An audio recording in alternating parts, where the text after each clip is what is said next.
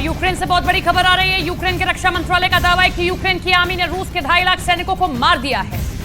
इस बहुत बड़े दावे ने दुनिया में हड़कंप मचा दिया है। रूस पहले भी इन आंकड़ों को झूठा बता रहा है, लेकिन अगर 2.5 लाख सैनिकों के हताहत होने का आंकड़ा सही है तो यह रूस को बहुत बड़ा झटका है। यूक्रेन के हमले एक के बाद एक सफल हो रहे हैं। रूस के राष्ट्रपति भवन पर हमले के बाद अब यूक्रेन ने रूस के युद्धपोत को भी तबाह कर दिया है।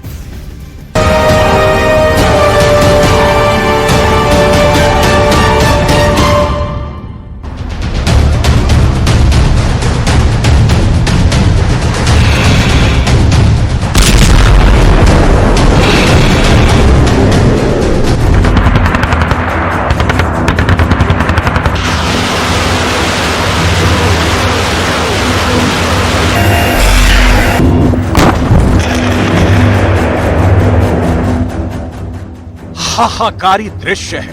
काला सागर का राजा काला सागर में ही मारा जा रहा है। क्राइमिया का किंग क्राइमिया बचाने में ही स्वाहा होता जा रहा है। रूस पर इस वक्त जबरदस्त हमले हो रहे हैं। रूस पर आसमान से हमले हो रहे हैं। रूस पर समंदर से हमले हो रहे हैं। रूस के डिफेंस में आखिर वो कौन सी कमजोरियां हैं जो पुतिन जैसा लीडर होने के बाद भी रूस की आर्मी को खामियाजा भुगतना पड़ रहा है? क्या यूक्रेन के पास रूस से ज्यादा ड्रोन है? क्या यूक्रेन की ड्रोन पावर रूस से ज्यादा बढ़ चुकी है? ज़ेलेंस्की की रणनीति में ऐसा क्या बदलाव आया है कि रूस के सारे हमले अपना टारगेट पूरा करने में कामयाब हो रहे हैं?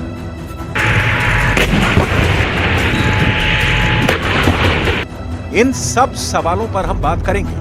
युद्ध की सबसे बड़ी खबर यह है कि यूक्रेन ने रूस के एक बंदरगाह पर ड्रोन से हमला किया है और इस हमले में रूस का एक युद्धपोत क्षतिग्रस्त हो गया है। यूक्रेन ने भी इस हमले की पुष्टि कर दी है। रूस और यूक्रेन के युद्ध के 18 महीनों में पहली बार यूक्रेन ने रूस के वाणिज्यिक रूसी बंदरगाह को निशाना बनाया है। दरअसल ये ज़ेलेंस्की का बदला है, क्योंकि पुतिन ने यूक्रेन के सबसे बड़े ओदेसा बंदरगाह पर हमला किया था। दरअसल बुधवार को रूस ने ईरानी ड्रोनों से यूक्रेन के ओदेसा में अनाज भेजने के लिए मौजूद सिस्टम को हमला करके काफी नुकसान पहुंचा दिया था। इन हमलों के बाद ओदेसा के बंदरगाह पर भारी आग लग गई थी। पुतिन ने ओदेसा पर हमले का आदेश इसलिए दिया था क्योंकि यूक्रेन की आर्मी ने सेवेस्तोपोल शहर के दक्षिण पश्चिम में रूस के 2 समुद्री गश्ती जहाज को निशाना बनाने की कोशिश की। लेकिन एक दूसरे पर पलटवार का सिलसिला नहीं थमा और जवाब में रूस के बंदरगाह पर यूक्रेन के ड्रोन ने हमला कर दिया। रूस का काला सागर बंदरगाह एक नौसैनिक अड्डा है। यहाँ एक जहाज निर्माण यार्ड और एक तेल टर्मिनल भी है। इस बंदरगाह से बड़ा व्यापार और विदेश निर्यात भी होता है। ये यूक्रेन के क्राइमिया से लगभग 110 किलोमीटर पूर्व में है।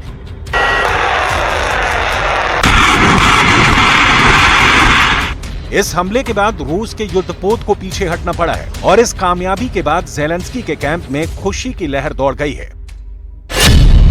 यूक्रेन के रक्षा मंत्रालय का बयान है कि यूक्रेन की नौसेना और सुरक्षा सेवा ने मिलकर हमले को अंजाम दिया है। इससे रूस की नौसेना के लैंडिंग जहाज ओलेन गोर्स्की गोनियाक को नुकसान पहुंचा है। हमले के कारण रूस का यह युद्धपोत अब फिलहाल कई महीनों तक किसी लड़ाकू अभियान में शामिल नहीं हो सकेगा। यूक्रेन के डिफेंस एक्सपर्ट रोमन स्वेतन ने कहा है कि रूस के युद्धपोत पर हमला करने के बाद से कीव ने अपनी ताकत का परिचय दिया है। कीव ने दिखा दिया है कि वो काला सागर बेड़े के किसी भी जहाज को पल भर में नष्ट कर सकता है, चाहे वो कितना भी दूर हो, इससे फर्क नहीं पड़ता। यूक्रेन के राष्ट्रपति ज़ेलेंस्की ने इस हमले के बाद रूस के युद्धपोत के तबाह होने पर खुशी जाहिर की है और ये कहा है कि मुझे देश की सुरक्षा सेवा SBU से एक रिपोर्ट मिली है। हालांकि ये रिपोर्ट अहम है और सीक्रेट है, लेकिन मैं इतना कहूंगा कि हम सभी यूक्रेन की सुरक्षा सेवा के आभारी हैं। Подякувати усім, хто в Сполучених Штатах Америки допомагає Україні захищати свободу. Обом партіям, Конгресу, президенту Байдену, кожній американській родині та спільноті. Американське лідерство дійсно життєво важливе. І не лише для свободи у нашому регіоні. Це глобальні речі. І на зустрічі з Крістофером Крісті, одним із впливових діячів американської політики, членом республіканської партії, ми говорили саме про те. वहीं रूस के रक्षा मंत्रालय ने यूक्रेन के दावे को झूठा कहा है। रूस के मुताबिक रूस की आर्मी ने यूक्रेन के 9 हमलों को विफल कर दिया है। रूसी रक्षा मंत्रालय ने दावा करते हुए कहा कि नौसेना ने यूक्रेन के 13 ड्रोन्स को मार गिराया है।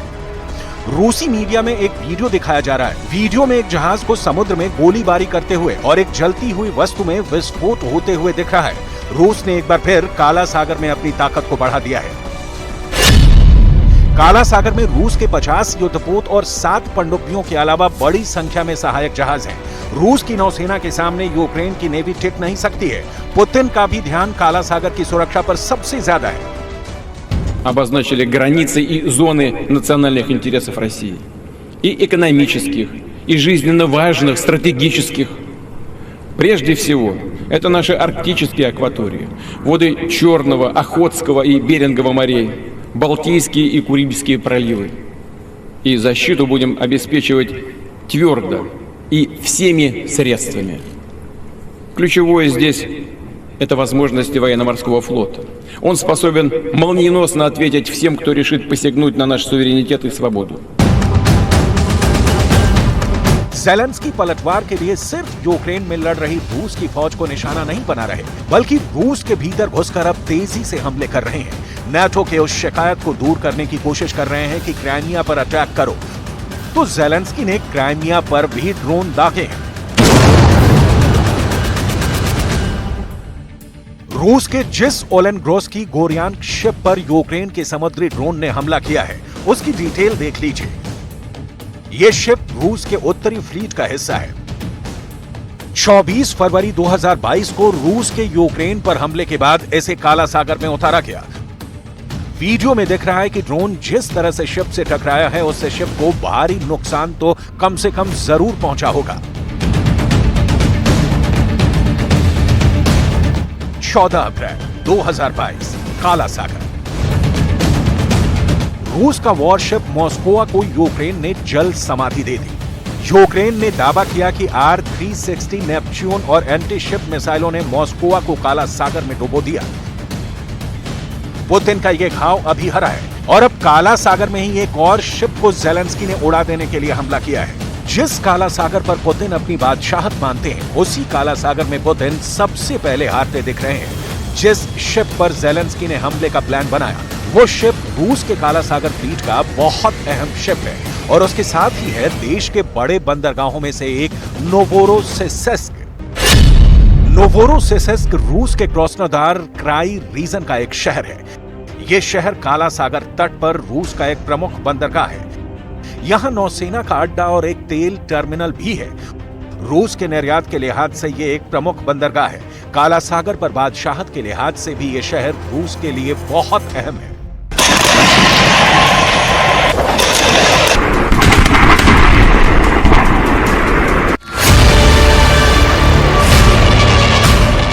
ये पहली बार नहीं है जब यूक्रेन ने रूस पर ड्रोन का सफल हमला किया है।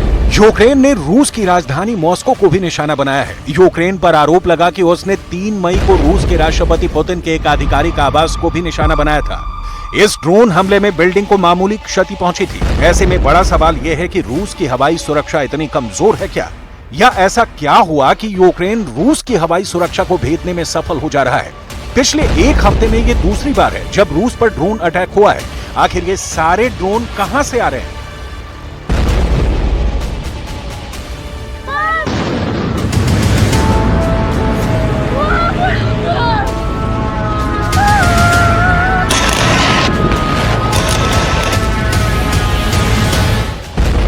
अमेरिका के अखबार द न्यूयॉर्क टाइम्स ने अपनी एक रिपोर्ट में बताया है कि इस ड्रोन हमले में यूक्रेन में ही बनाए गए ड्रोन का इस्तेमाल किया गया है। इस हमले में यूक्रेन ने एडवांस क्वालिटी के ड्रोन UJ-22 एयरबॉर्न का इस्तेमाल किया है। UJ-22 एयरबॉर्न यूक्रेन द्वारा डिजाइन किया गया एक हाईली वर्सेटाइल ड्रोन है। इसे किसी कमांड सेंटर से कंट्रोल किया जाता है। ये ड्रोन 82 mm के 4 मोटार माइंस या 4 RPG-7 ग्रेनेड तक ले जा सकता है। UJ-22 एयरबॉर्न लंबी दूरी को भी सटीकता के साथ टारगेट कर सकता है। यह ड्रोन अधिकतम 800 किलोमीटर तक उड़ान भर सकता है, जो कि मॉस्को यूक्रेन की सीमा से लगभग 600 किलोमीटर दूर है। ऐसे में यह ड्रोन मॉस्को पर हमला करने में सक्षम है।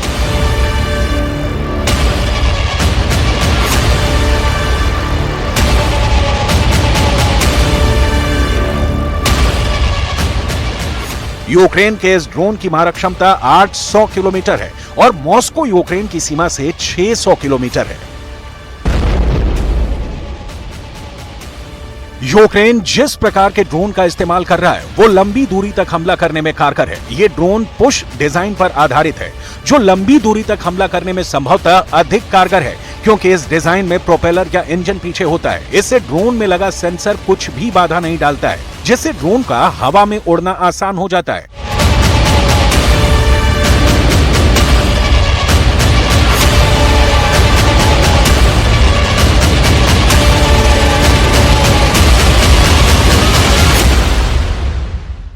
यूक्रेन ड्रोन प्रौद्योगिकी में अपने निवेश को 10 गुना बढ़ाने की योजना बना रहा है। पिछले साल ड्रोन प्रौद्योगिकी के लिए बजट लगभग 108 मिलियन डॉलर था जिसे बढ़ाकर 1 बिलियन डॉलर किया जाएगा। यहाँ एक बड़ी बात यह भी है कि आखिर रूस के डिफेंस सिस्टम को भेदने में यूक्रेन के ड्रोन कैसे कामयाब हो रहे हैं। दरअसल यूक्रेन के ड्रोन मॉस्को तक हमला करने में सफल हो जा रहे हैं। इसका एक मुख्य कारण यह है कि रूस की हवाई सुरक्षा ज्यादातर हाई सोफिस्टिकेटेड वेपन को रोकने पर केंद्रित है। रूसी हवाई सुरक्षा कम दूरी के ड्रोन को लेकर नहीं बल्कि मिसाइलों, बैलिस्टिक मिसाइलों, रीजनल मिसाइलों, एयरक्राफ्ट, बम वर्षक को रोकने पर केंद्रित है। ड्रोन जमीन पर बहुत नीचे उड़ सकते हैं, इसलिए कई बार ड्रोन रूसी एयर डिफेंस की पकड़ में नहीं आता है। दूसरी तरफ यूक्रेन के पायलटों का अंग्रेजी ना बोल पाना भी उनके लिए मुश्किलें खड़ी कर रहा है। अंग्रेजी भाषा ना आने के कारण इन पायलटों के F-16 विमान पर ट्रेनिंग अटकी हुई है।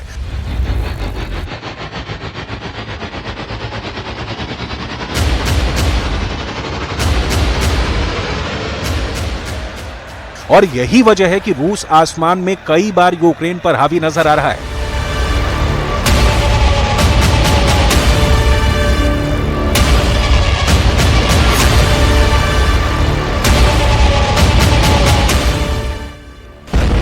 दरअसल यूक्रेन के 32 में से सिर्फ 8 पायलट ही अंग्रेजी बोल पा रहे हैं। इन पायलटों की ट्रेनिंग ऐसे देशों में होनी है जहां इनके इंस्ट्रक्टर सिर्फ अंग्रेजी ही बोलते हैं। यूक्रेन के इन पायलटों को इस महीने के अंत में ट्रेनिंग के लिए ब्रिटेन भेजने के लिए चुना गया है। अमेरिका और नाटो की तरफ से यूक्रेन के पायलटों को प्रशिक्षण दिया जाना है। अभी तक नाटो के 11 देश यूक्रेन के पायलटों को F-16 का प्रशिक्षण देने का वादा कर चुके हैं। डेनमार्क और रोमानिया भी प्रशिक्षण देने के लिए तैयार हो गए हैं। लेकिन अमेरिका के प्रतिनिधियों की तरफ से यूक्रेन पर यह दबाव भी बनाया जा रहा है कि F-16 का इस्तेमाल सिर्फ और सिर्फ यूक्रेन की सुरक्षा के लिए ही किया जाना चाहिए। इसका इस्तेमाल सीधे मॉस्को पर हमले में नहीं होना चाहिए।